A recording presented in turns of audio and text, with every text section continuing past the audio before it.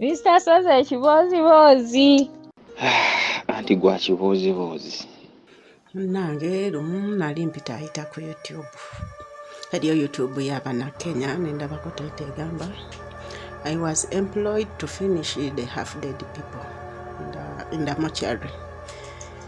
Nengamba lumu ndi wako abafamily ekiboozibozi kyange. Kati ate ne just recent waliwo ku Kede TV. Waliwo agataliiko nfuufu agasoma nti basanga omuntu omulamu mu mortuary baali bamututeyo ng'afudde.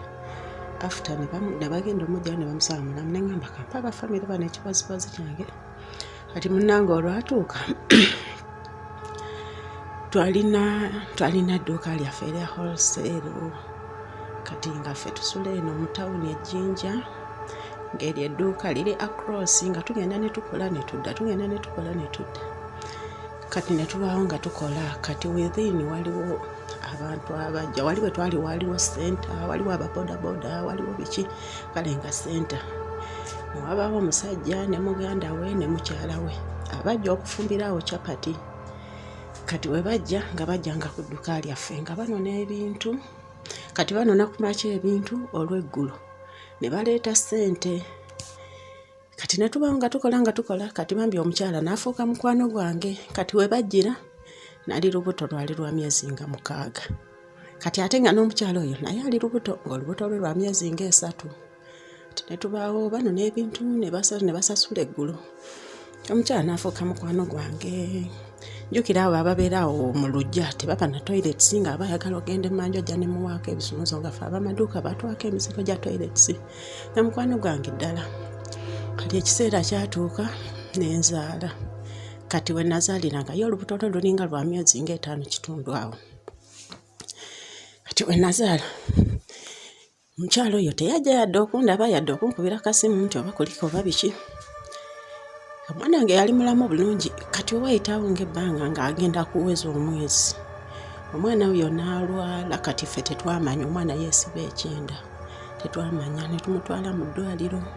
Twamutwala mu ddwaliro ne batugamba mugende mu sikaani. Tugenda mu sikaani ne batugamba omwana yeesibye ekyenda yeetaaga kulongoosebwa. N'ekirabika kyali leeti. Kati omwana oyo n'amala n'afa. Anne nawulira obulumi. Teri kintu kirumanga kufiirwa mwana. Ne tuziika ne tumala abantu ne bajja ne bandaba abamu baapangayo ne bajja ne bandabako. N'embeerawo n'enkungubaga. Ne wayitawo ebbanga lya mwezi nga mulamba. Kati wayitawo ebbanga ery'omwezi omulamba n'enzirayo n'enkola. Abantu era ne bajjaawo ne bandabako. Abantu bonna bajja ne bandaba. Mukyalo oyo teyajja yadde okuŋŋambako nti nga kitalo oba sorry oba ki yadde okunnyaga ekigambo. Kyokka nga nali mubalanga mukwano gwange. Omisozi ekintu ekyo kyannuma nawulira nga kinnuma. Amazima ddala n'addamu n'enkaaba buta amaziga. Ngamba omukyalo ono yayinza obutaŋŋambako yadde nti sorry. Emiya sorry teyadaaga. Nga tubaawo nga ngenda manyira mpola nga tubaawo. Kati munnange jjukira awo oyo olule lwali lutambula naye kati awo yali atuuse mu myezi nga 8 awo. Kati aba aweza lubuto lwe luba luweza emyezi nga 8 kitundu. Tukyabaho ebintu bajja ne bakola. Abo bo tebaba na capital.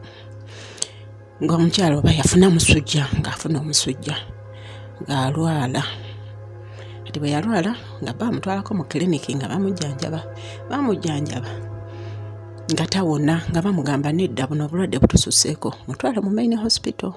Kati nga mutwala mu Jinja main hospital yakeera bukeesi ku makya omukyala ali bubi nnyo nga mutwala mu Jinja main hospital. Kati bamutwala mu Jinja main hospital jjukira bino abasawo bye beekalakaasa bino. Yasanga abasawo bali mu keediimo nga tebakoze. Kati ng'abaawo omukyalo omusawo ng'amuyamba ng'amugamba nti omulwadde we ali bubi nnyo sala amagezi gonna omujje wano ffe tetulikola tuli mu kwekalakaasa. Ng'asitula omukyala ng'amutwala mu ddwaliro ennyengeri eddwaliro ly'ennyenga liri ku musingi gw'Abakatuliki. Naye likola bulungi nnyo ate baba ne facilities zonna ezisinga obungi. Ng'amutwala ennyenga. Yamutuusa ennyenga ng'omukyala ali bubi nnyo talina musaayi talina mazzi. Nga bamukebera nga bagamba omukyala ali bubi. Kati bo bakolako ne bwoba tolina ssente. Nga bamukolako mangu bamuteekako omusaayi. nga bagamba nedda embeera gy'alimu omukyala mbi nnyo, tumulongoose tumuggyemu omwana ono kasi olubuto lubadde lukuze. Nga bamulongoosa, kati we bamulongoosa okumuggyamu omwana basanga omwana already amaze okufa, ng'omwana mufu. Kati mu process y'okumulongoosa awo omukyala naye bambi yamala n'ayitirayo n'afa.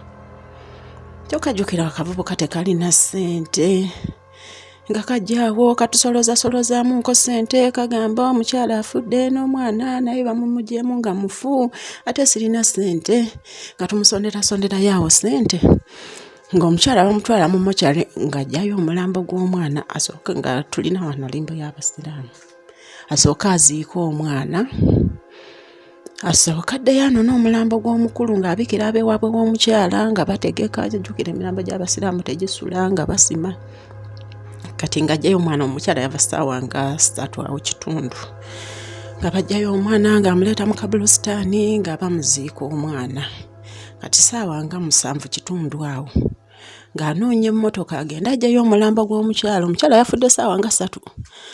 Ne bamutwala mu mokyale kyokka jjukira bwe baba bakulongoosezza omwana ng'oli mulamu bakutunga bulungi, basooka ne batunga n'abaana ne baddako ne batunga obusiwasiwa bwonna bwonna obufulumya omusaayi, awo ne basooka bakutunga leeyene ey'okungulu. Kati omukyala yafa bakyamulongoosa, ebyo byonna tebabikola ki, tebabitunga, bamuteekamu buteesi bikotoni munda nga bamutungatunga kungulu nga bamutwala mu mokyale. Kati ssaawa 7:8 aleeta emmotoka ajjayo omulambo gw'omukyala gutwala ewaabwe w'omukyala. Mwamisozi dokita agenda okugenda mu mokyale ajjayo omulambo gw'omukyala abakolere n'ebbaluwa ey'okufa ng'omukyala mulamu. Ng'omukyala yalamuse naye nga kale ali awo ali unconscious nga tategeera. Dokita yasanga omukyala mulamu, dokita yadduka emisinde. Najja n'abagamba omuntu akyali mulamu. Ne papa mangu ne bamuggyayo mu mokyale, ne bamuzzaayo mu theatre. Jjukira baali tebamutunze bulungi, ne bamusumulula ne bamuggyamu ebikotoni bye bamuteeseemu, ne bamutunga bulungi, ne bamuwa ekitanda. Tuli kwetegeka genda kuziika, badde batugamba ate omukyala alamuse. Ntugamba nange ate kino kye tuliko. Kuba bambi bwe yafa n'agamba Mukama Katonda, omukyala ono yadde yannyiza naye ate ky'omuwadde kinene nnyo. Ekyo kinene nnyo eky'okufa. Kati nga batugamba omukyala mulamu, ng'omukyala yalamuse. Ng'abasawo bambi bali bo bajjanjaba, naye singa era yali eno muli neddene, ye yalifudde bufi. Bo bakujjanjala ne bw'oba tolina ssente, era nga bajjanjaba omukyala ng'awaayooko obusente bwe yalinaawo nga bamujjanjabira ddala ebbanga ddene okumala ng'omwezi mulamba. Omukyala nga addamu ng'alamuka bulungi ng'atambula. Kati omusajja jjukira yali talina ssente, era bamuwa mirimu gyawo ku ddwaliro, kusaawa, kulongoosa biki bwe bityo ng'omukyala alamuka. Ne mwamisozi abasajja bazibu. Olwava bwe bati mu ddwaliro omusajja yaddukirawo, teyaddamu kubeera na mukyala oyo. Munnange ekyo kyekiboozi kyange. Naye mwamisozi baziika abantu abamu ndowooza nga bakyali balamu, ndowooza oba ozirise naye nga palusi zonna zisirise nga tewali muntu wategeerera nti ono akyali mulamu. Naye nga nze simanyi na kumanya omukyala yalamuka. Ekyo kyekiboozi kyange.